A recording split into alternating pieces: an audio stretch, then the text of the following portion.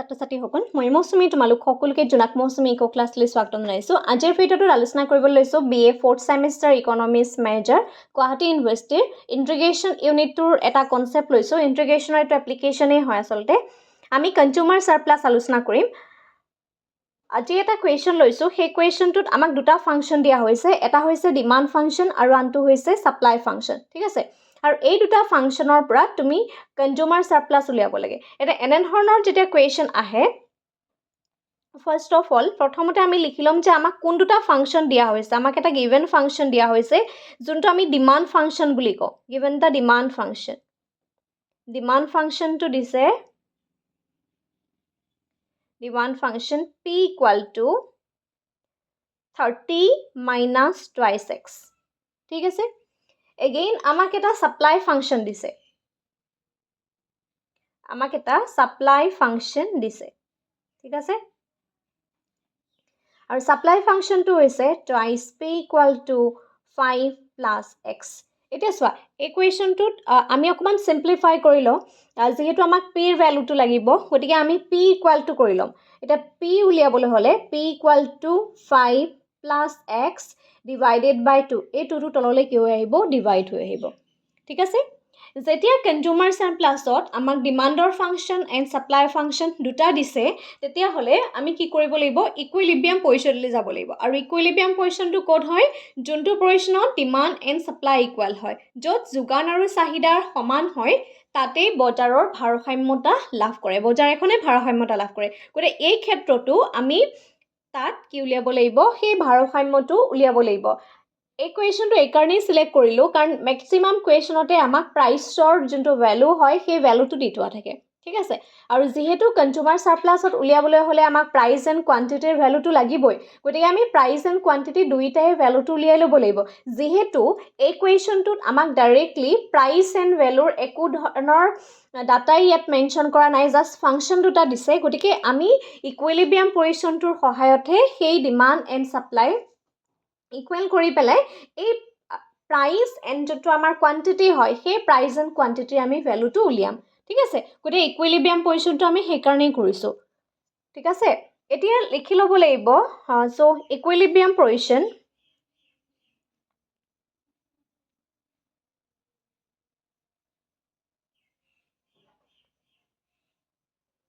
ইকুইলিব্ৰিয়াম পজিশ্যনত কি হ'ব? Demand function demand = supply, okay. আমি ইকুইলিব্ৰিয়াম পজিশ্যনত ডিমাণ্ড এণ্ড ছাপ্লাইটো ইকুৱেল হয় বুলি জানো, বা demand function and supply function. এতিয়া ডিমাণ্ড ফাংচনটোৰ জেগাত তুমি কি লিখিবা? এই প্ৰিটো লিখিব নালাগে আৰু, ঠিক আছে। যিহেতু এই দুইটাই পি, ইয়াতো পি ৰিপ্ৰেজেণ্ট কৰিছে, ইয়াতো পি ৰিপ্ৰেজেণ্ট কৰিছে। গতিকে আমি চিম্পলি লিখিম এইখিনিত 30 - 2x, ঠিক আছে। এগেইন ইয়াত যোনটো ছাপ্লাই ফাংচন আছে, ছাপ্লাইটো ইকুৱেল টু লিখিব লাগিব, পি লিখিব নালাগে। ইয়াত আমি লিখিম 5 + x / 2, ঠিক আছে। এতিয়া এই কুৱেশ্যনটো যেতিয়া তুমি চিম্প্লিফাই কৰিবা, তেতিয়া আমি ইয়াৰ পৰা যোনটো আমাৰ এক্সৰ ভেলু, ঠিক আছে, সেই এক্সৰ ভেলুটো আমি উলিয়াব পাৰিম। এইটো ফাংচনৰ পৰা পিৰ ভেলু উলিয়াব নোৱাৰোঁ। কিয় নোৱাৰোঁ? যিহেতু আমি ইয়াত এক্সটো লৈছোঁ, হয়নে? এক্সটো লৈছোঁ, গতিকে এক্সৰ ভেলু। এতিয়া এই 2টো আছে, চিম্পলি ছাইডলৈ কি হৈ যাব? মাল্টিপ্লাই হৈ যাব। সেইটো হ'ব 30 - 2x = 5 + x, ঠিক আছে। ইকুৱেল টু লিখা 60 কিয় হ'ল? 2 × 30, 60 - 4x। চিম্বল চেঞ্জ নকৰিবা, চাইন চেঞ্জ নকৰিবা। চাইন চেঞ্জ কৰিলে মেথছ ভুল হৈ যাব।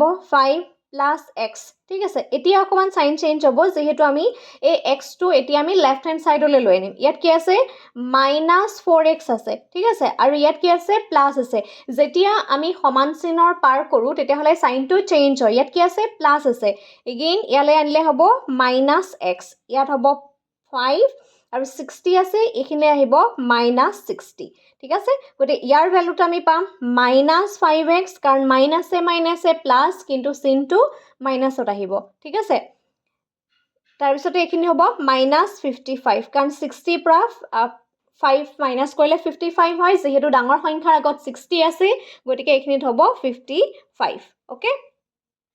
Now we find out the value of x. X or value উলিয়াবলৈ হলে কি কৰি লিব লিব 55 এটো minus minus cancel হৈ গল divided by 5 equal to 11 গতিকে আমি x or এটা value পালো the x or value টো হৈছে 11 এটা x or value টো যদি আমি পাই যাও তেতিয়া হলে আমি p ৰ value টো পাম গতিকে এই দুইটা ফাংশনৰ ভিতৰত যিকোনো এটা ফাংশনত যদিহে আমি এই x or value টো বহাই দিও তেতিয়া আমি p ৰ value টো পাম সো লিখি লোৱা now putting বা subtracting বুলি লিখিব পাৰা x equal to 11 এটুক আমি equation number 1 বুলি দিছো আৰু এটুক equation number 2 বুলি দিছো ঠিক আছে in 1 we get আমি কি পাম এক নম্বৰ equationটোত কি আসলে p equal to 30 minus twice x okay 30 minus twice x এতিয়া যেহেতু equationটোত আমি p এটা ভ্যালু পালো x ৰ এটা ভ্যালু পালো হেতু হৈছে 11 গটিকে এতিয়া x ৰ জায়গাত আমি কি লিখিম 11 লিখিম ঠিক আছে গটিকে ভ্যালুটো কিমান হ'ব 30 minus 22 equal to 8 আমি p ৰ ভ্যালু পালো p ৰ ভ্যালুটো আমি 8 পালো আমি x ৰ ভ্যালু পালো 11 and p ৰ ভ্যালুটো পালো 8 এটাকে p equal to 8 and x equal to 11 গম পালানে এতিয়া যে এই গুটেই কোৱেশ্যনটোত আমি যে ইকুইলিব্ৰিয়ামটো কৰিলো বা ইকুইলিব্ৰিয়াম পজিশনলৈ গলো হেতুলৈ যোৱাৰ পিছত p and x ৰ এই দুটাৰ ভ্যালু গিটা আমি উলিয়াব পাৰিলো এতিয়া আমাৰ যোনটো কনজিউমাৰ সাৰপ্লাস এটা আমি ফাইন কৰিব পাৰিম কনজিউমাৰ সাৰপ্লাস সো কনজিউমাৰ সাৰপ্লাস উলিয়াবলৈ হলে ইন্টিগ্ৰেশন কৰা ইন্টিগ্ৰেশন x not তাৰ পিছতে হ'ব pd ঠিক আছে যেতিয়া তুমি কনজিউমাৰ সাৰপ্লাসৰ মেথছ কৰিবা মনত ৰাখিবলগীয়া এটো হৈছে px এটা চোৱা বহুতে ভাবা যে ইয়াত qa লিখিব লাগে হেতু নহয় আসলতে ইয়াত আমাৰ যেটো আউটপুট বা যেটো আমাৰ কোয়ান্টিটি হয় একচুয়ালি সেই কোয়ান্টিটিটো ইয়াত কি দিয়া হৈছে যে কেতেবা কিছুমান কোৱেশ্যনত কিউ থাকে ঠিক আছে যেহেতু এই কোৱেশ্যনটোত আমাৰ কোয়ান্টিটি হিচাপে ইয়াত আমি x টো উলিয়াইছো গতিকে px লিখিব লাগিব ইয়াত কিন্তু ভুলতে কিউ কৰি নিদিবা ঠিক আছে কাৰণ এই কোৱেশ্যনটো তুমি কিউ বিচাৰি নোপোৱা এই কোৱেশ্যনটো তুমি x এ ডিফাইন কৰিছা ঠিক আছে সেকেন্ড কথা যে আমি কি উলিয়াইছো আমি কনজিউমাৰ সাৰপ্লাস উলিয়াইছো গতিকে কনজিউমাৰ সাৰপ্লাস উলোৱাৰ কাৰণে আমাক কি লাগিব ডিমান্ডৰ ফাংশনটো লাগিব হেকাৰণে p d হিচাপে মেনশন কৰিছো ঠিক আছে এগেইন ইন্টিগ্ৰেশনৰ x ৰ যোনটো ভ্যালু আছে x ৰ ভ্যালুটোত আমি কি কৰিম 11 পাতিম এগেইন এটো 0 আহিব যেটো pd ফাংশন আছে সেই pd ফাংশনটোত আমাৰ যোনটো ভ্যালু হয় সেই ভ্যালুটো যদি আমি পুট কৰো 30 minus twice x এগেইন এখিনিত লিখিব লাগিব dx আৰু p এটা ভ্যালু পাইছিলো সেই p ৰ ভ্যালুটো হৈছে 8 and x ৰ ভ্যালুটো পাইছিলো আমি 11 ওকে ব্ৰ্যাকেট ক্লোজ ঠিক আছে নেক্সট স্টেপত চাবা ইন্টিগ্ৰেশনৰ এখিনি আমি কৰাইছো বহুতখিনি ক্লাসে কৰোৱা হল ইয়াত আছে 11 and 0 এটা 11 আৰু 0 আছে গটিকে আমি কি লিখিব লাগিব ব্ৰ্যাকেটটো ডাঙৰ ব্র্যাকেট লিখিব লাগিব ঠিক আছে এখিনি লিখিব লাগিব 30 ঠিক আছে এটো ইন্টিগ্ৰেশনৰ এটো ডিফাইন কৰাৰ পিছত এটো 30 আছে গটিকে এটো 30x হ'ব ঠিক আছে নেক্সট আমাৰ কোৱেশ্যনটোত কি আছে x আছিলে twice x আছিলে না twice x থাকিলে x স্কয়াৰ হ'ব ঠিক আছে ইয়াত twice x আছে আৰু x স্কয়াৰ কি হ'ব -x স্কয়াৰ ঠিক আছে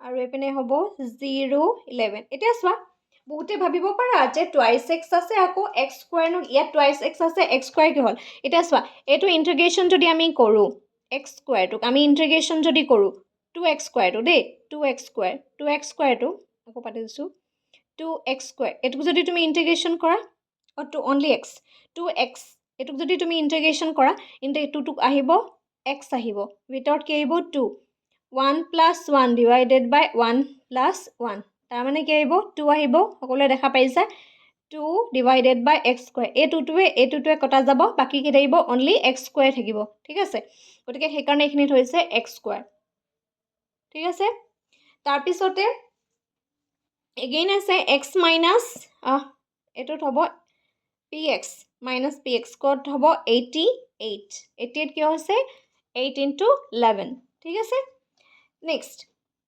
এতিয়া সাম ইয়াত জিনটো আমাৰ ভ্যালু যেটো আমি পালো xৰ এমাউন্ট হেতু হৈছে আমাৰ 11 গতিকে এইখিনিত সিম্পলি 11 টো xৰ জায়গাত 11 বহাই দিয়া 30 into 11 minus